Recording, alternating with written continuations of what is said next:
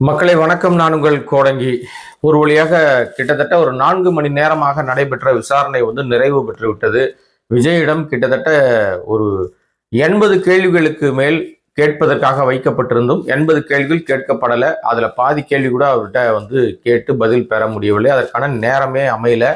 ஒரு கேள்விக்கும் மிகுந்த யோசனையோடு நிதானமாக ரொம்ப யோசித்து பதில் சொன்னதாக சொல்லப்படுகிறது. சில கேள்விகளுக்கு ரொம்ப தடுமாறி இருக்கிறார். சரியான பதிலே அவர் சொல்ல முடியவில்லை, அல்லது அவருக்கு கேட்ட கேள்வி புரியலையா, புரியாத மாதிரி அவர் இருந்தாரா, அங்கேயும் என்ன அவர் நிஜமா உண்மையை பேசினாரா, நாடகம் ஆடினாரா அப்படின்னு நமக்கு தெரியல. விரைவில் எல்லா விஷயங்களும் வெளிச்சத்துக்கு வந்துரும்னு வச்சுங்களேன். ஆனா கிடைக்கிற தகவல் என்னன்னா, கேள்விகளுக்கு தடுமாறினார். அவங்க நிறைய கேள்விகளை கேட்ட அந்த கேள்விகளுக்கெல்லாம் என் கவனத்துக்கு வந்தது வரலன்ற கேள்விகளுக்கு கூட வந்ததா வரலையான்னு சொல்லாம சுத்தி வளைச்சி ஏதேதோ கேள்விகளுக்கு ஏதேதோ பதில்கள் சொன்னதாக சொல்லப்படுது. இப்ப இதை பத்தி தான் நம்ம முழுமையா பார்க்க போறோம். நான் கிடைக்கிற தகவலின் அடிப்படையில் தான் இந்த பதிவை உங்கள் முன்னாடி நான் கொண்டு வந்திருக்கேன். டெல்லியில உச்சகட்ட பாதுகாப்பு இன்றைக்கு போடப்பட்டிருந்தது. அந்த பகுதி சிபிஐ அலுவலகம் இருந்த அந்த பகுதியில இருவழி சாலை, அதுல ஒரு சாலையை மொத்தமாவே போலீஸ் பிளாக் பண்ணிட்டாங்க. அது விஜயனுடைய பாதுகாப்புக்குன்னு சொன்னாங்க. இவ்வளவு உச்சபட்ச பாதுகாப்பு தருவதற்கான காரணம் என்னன்றது தெரியல. Y+ பாதுகாப்பு இருக்குன்னு சொன்னாங்க. அதெல்லாம் இருக்குதான், கரெக்ட் தான். ஆனால் சிபிஐ அலுவலகத்துக்கு வழக்கம் போல அவர் நேரத்துக்கு வரவில்லை. என்னங்க சொல்றீங்கன்னா உண்மைதான். அவர் குறித்த நேரத்துக்கு, அவர் சொன்ன நேரத்துக்கு வரல. 10:30 மணிக்கு வர சொல்லியிருந்தாங்க, 11 மணிக்கு தான் அவர் வந்தார். அதற்கு பல காரணங்கள், விமானம் தாமதம் வந்தது, அப்புறம் அங்கிருந்து இவங்க வந்தது, இப்படின்னு பல காரணங்களே சொல்றாங்க. எது எப்படி இருந்தாலும் சொன்னபடி சொன்ன நேரத்துக்கு வரவில்லை. அதிகாரிகள் கடுமை காட்டி இருக்கிறார்கள். 3 மணி நேரம், கிட்டத்தட்ட 4 மணி நேரம், அதுல 1 மணி நேரத்துக்கு மேலாக, 1.5 மணி நேரத்துக்கு மேலாக உள்ள வந்த உடனே அவரை தனி அறையில உட்கார வச்சுட்டு அப்படியே அமைதியா விட்டுட்டாங்களாம். எந்த கேள்வியும் கேட்கப்படல.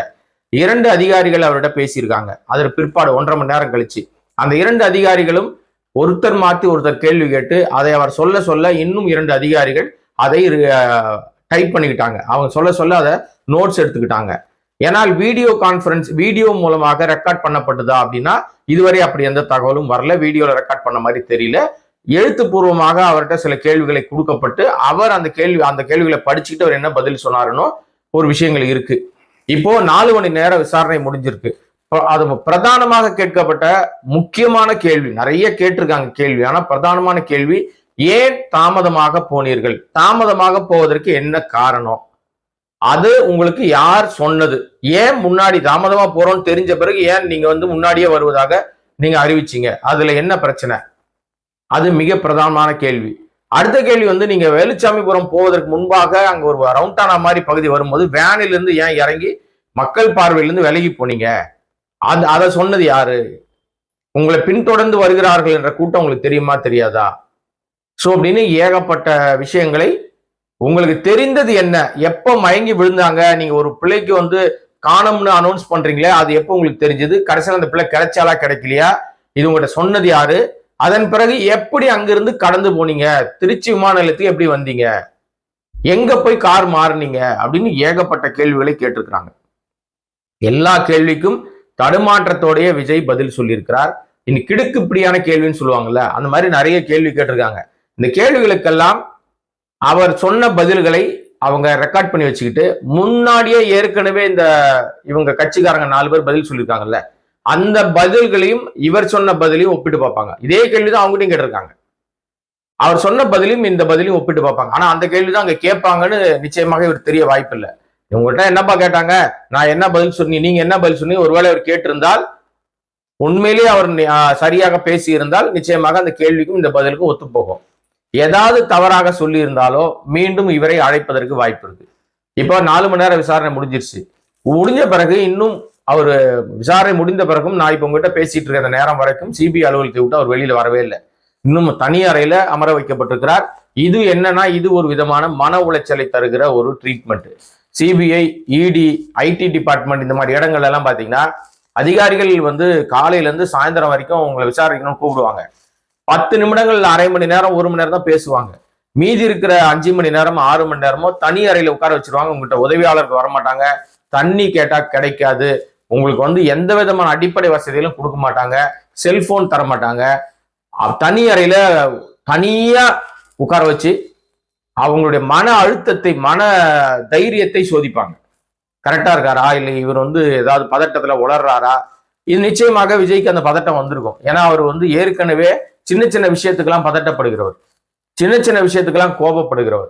வெளியில பார்வைக்கு தான் அப்படி தெரியுது. ஆனா விஜய் கோவப்பட்டாருன்னா அவர் பக்கத்துல யார் இருக்கான்னு தெரியாது. அவ்வளவு மோசமான கோவப்படக்கூடிய ஒரு மனிதர். எல்லா மனுஷனுக்கும் இருக்கும் கோவம், அது ஒன்றும் பெரிய விஷயம் இல்லை. பட் விஜயை பொறுத்த வரைக்கும், நான் பெரிய உச்ச நடிகர், என்னை இப்படி உட்கார வச்சிட்டீங்களான்னு சொல்லி மிகுந்த கடுமையான கோபத்துல இருக்காரு. ஆதவ் மீதுதான் அத்தனை கோபமும். ஏன்னா இது அத்தனைக்கும் காரணம் ஆதவ்.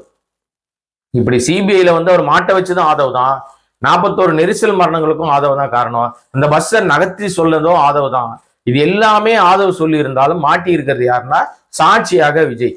இதில் அவர் பேசப்பட்ட விஷயங்கள், கேள்விகள் வந்து திருப்தியாக இல்லாத பட்சத்துல அடுத்த கட்ட நடவடிக்கையை வந்து சிபிஐ கையாளும். இப்ப ஏன் அவரை 1.5 மணி நேரம் உட்கார வச்சிருக்காங்கன்னு நினைக்கிறீங்க? இந்த 1.5 மணி நேரம் தனிமையில அவர் உட்கார வச்சதுக்கு ரீசன் என்னன்னா, இவர் ஏற்கனவே இவர்கிட்ட பேசினாங்க இல்லையா, ஒரு 4 மணி நேரமா அதிகாரிகள் மாத்தி மாத்தி கேள்வி கேட்டாங்கல்ல, அந்த கேள்விகளுக்கு ஒரு பதில் சொல்லிருக்காரு. அந்த பதில்களை எல்லாம் நோட் பண்ணாங்க இல்லையா, அந்த நோட் பண்ணவங்க இப்ப டைப் பண்ணிட்டு இருக்காங்களாம். டைப் பண்ண பிறகு அதை அவருடைய கையில கொடுத்து, இந்த கேள்விங்க இதுக்கு நீங்க சொன்ன பதில், இது கேள்விங்க இது நீங்க சொன்ன பதில் அப்படின்னு சொல்லி அவர்கிட்டயே ஒப்புதலை வாங்கி அவரே சைன் பண்ணி, ஆமா இந்த கேள்வியில நான் கேட்ட கேள்விக்கு நான் இதுதான் பதில் சொன்னேன்னு சொல்லி ரெக்கார்டை வாங்கி வச்சுக்கிறதுக்காக தான் இந்த 1.5 மணி நேரம் உட்கார வச்சிருக்காங்க. இது ஒரு விதமான ட்ரீட்மெண்ட், இது ஒரு விதமான விசாரணை. இப்ப டெல்லிக்கு போயிட்டாருங்க, பெரும்பாலும் சொல்லுவாங்க, அவன்லாம் எல்லாத்தையும் பார்ப்பாயா, ஏற்கனவே ஜெயிலுக்கெல்லாம் போயிட்டு வந்துட்டான், நீ என்ன போய் அவனை போய் பேசிக்கிட்டு இருக்கான்னு சொல்லிட்டு சாதாரணமா ஒரு பெரிய பிரச்சனைகள் கூட ஒரு முறை ஜெயிலுக்கு போயிட்டு வந்துட்டா எந்த கவலையும் இல்லாம பெரிய ரவுடியா மாறிடுவாங்கன்னு சொல்லுவாங்க இல்லையா. இப்ப சிபிஐ விசாரணைக்குள்ள போயிட்டாரு. போன உடனே இவருக்கு என்ன பிரச்சனை இருக்கு போகுது? சிபிஐ கேட்ட கேள்விக்கு பதில் சொல்லிட்டாரு. 4 மணி நேரம் என்ன, 10 மணி நேரம் கூட நான் இருக்கேன். ஏன்னா இவர் வந்து தனி அறையில உட்கார்ந்து தனிமையில உட்கார்ந்து பழக்கப்பட்டவர். சமீபத்தில் கூட யாரோ ஒருத்தர் சொல்லியிருந்தாங்க, அந்த கரூர் சம்பவத்துக்கு பிறகு 30 நாள் இவர் வந்து யாருமே சந்திக்காம அப்படியே மாய உலகத்துல பதுங்கு குழியில பங்கர்ல பதுங்கி இருந்தார்ல, அப்போ வந்து ஜன்னலையே முறைச்சு பார்த்துட்டு இருந்தாருன்னு யாரோ ஒருத்தர் பேசிக்கிட்டு இருந்தாங்க. இது எவ்வளவு தூரம் உண்மை நமக்கு தெரியாது. ஆனா அவர் இருக்கக்கூடியவர் தான் தனிமையிலேயே. யாராவது இருப்பாங்களா அந்த மாதிரி கலகலன்னு எல்லார்ட்டையும் பேசிக்கிட்டு இருக்கணும், எல்லார்ட்டையும் வந்து நம்ம மன விட்டு பேசணும், நண்பர்கள்ட்ட பேசணும், மனைவி பிள்ளைங்கிட்ட பேசணும் அப்படின்னு நிறைய விஷயங்கள் இருக்கும். அவர் எதுக்குமே கலந்துக்காம தனியாவே இருந்து பழகுனதுனால தனியா இருக்கிறது அவருக்கு ஒன்றும் புதுசா இல்ல.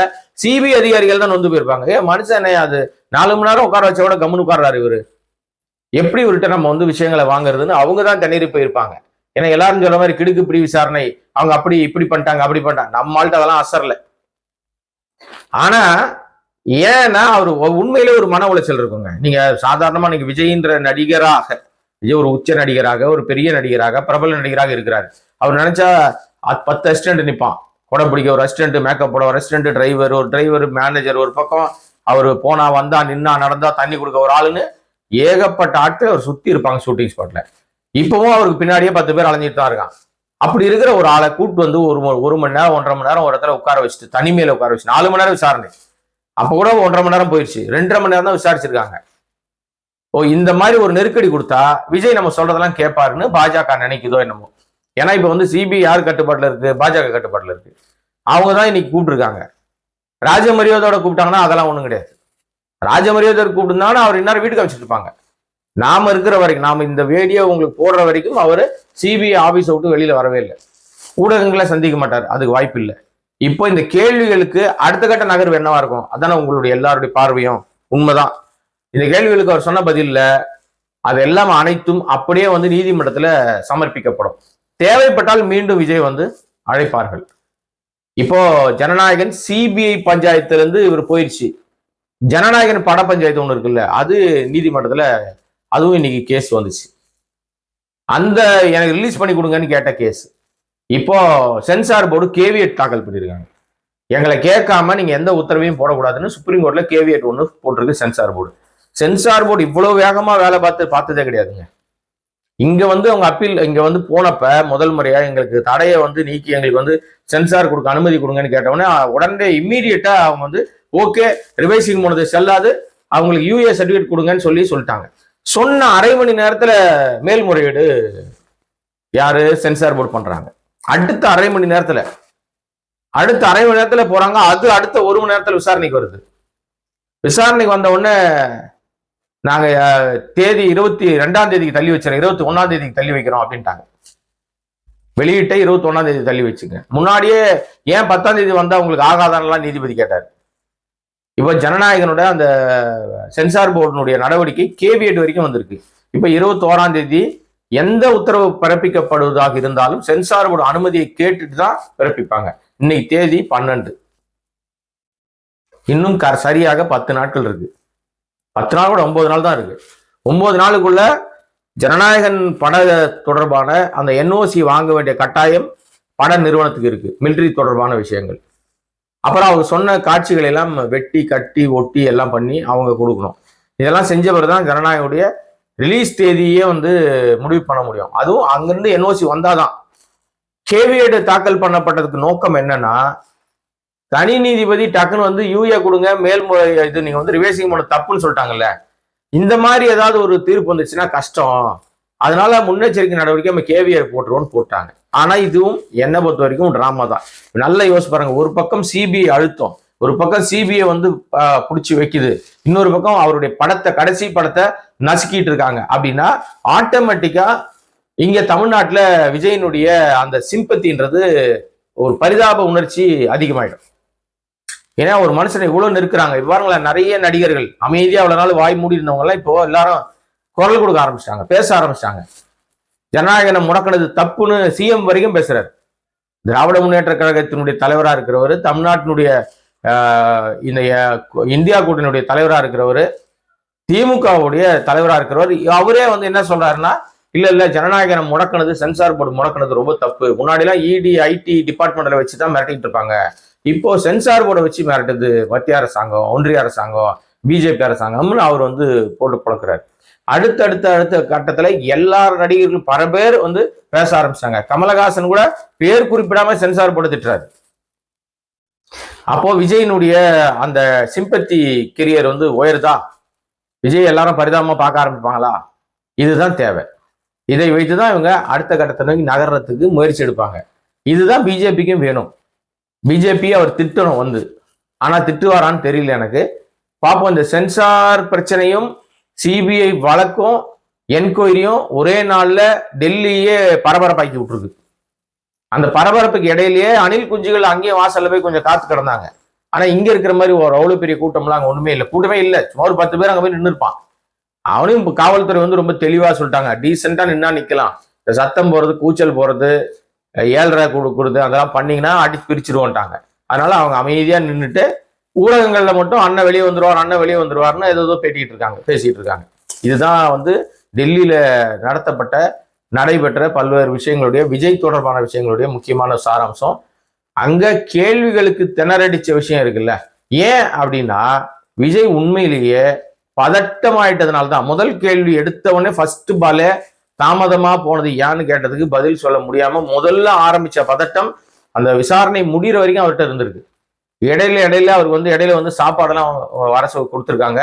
அதுவும் சிபிஐ சாப்பாடு வாங்கி கொடுக்குறேன்னா வேணாம்னா எனக்கு சாப்பாடு இருக்குன்னு சொல்லி இவருக்கான சாப்பாட்டை இவர் கொடுத்து சாப்பிட்டுட்டு விசாரணை போயிருக்கு.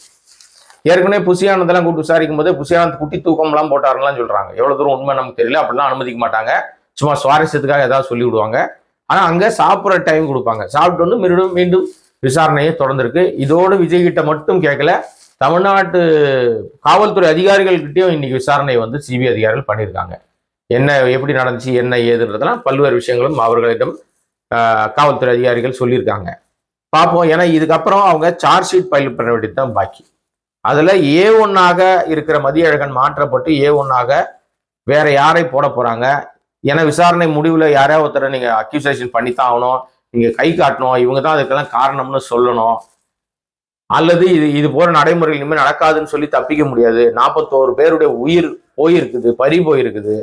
இவர் இன்ஃபுளுயன்ஸ் பண்ற மாதிரி உள்ள பூந்து சாட்சியத்தை கலைக்கிற மாதிரி 20 லட்சத்தை கொடுத்து வீடியோ காலில் பேசி ஒரு 7.5 கூட்டி வச்சிருக்காரு. இதெல்லாம் சிபிஐயிடம் கேள்வியாக முன்வைக்கப்பட்ட விஷயம். அந்த கேள்விகள்லாம் சிபிஐ விஜயிடம் கேட்டதாகவும் சொல்லப்படுது. பார்ப்போம் இதுல அடுத்த கட்ட நடவடிக்கை என்னவா இருக்கிறது, விஜய் தரப்பு இதை எப்படி எதிர்கொள்கிறார்கள், சிபிஐ இதை எப்படி நகர்த்திக்கிட்டு போக போகுது, சார்ஜ் ஷீட்ல பேர் வருமா வராதா, இன்னும் என்னென்ன விஷயங்கள் இருக்குது, என்னென்ன பஞ்சாயத்துகள் இருக்கு அப்படின்றத விசாரிச்சுட்டு வேறொரு சந்தர்ப்பத்தில் வேறொரு வீடியோவில் உங்களை சந்திக்கிறேன். சப்ஸ்கிரைப் பண்ணாம பார்த்துட்டு இருக்கிற அன்பு நண்பர்கள் தயவு செய்து சப்ஸ்கிரைப் பண்ணுங்களேன். ஏன்னா உங்களுடைய ஆதரவும் அன்பும் இருந்தால் இது போன்ற பல்வேறு வீடியோக்கள் போடுவதற்கு பிரயோஜனமாக இருக்கும். நண்பர்களே, நன்றி.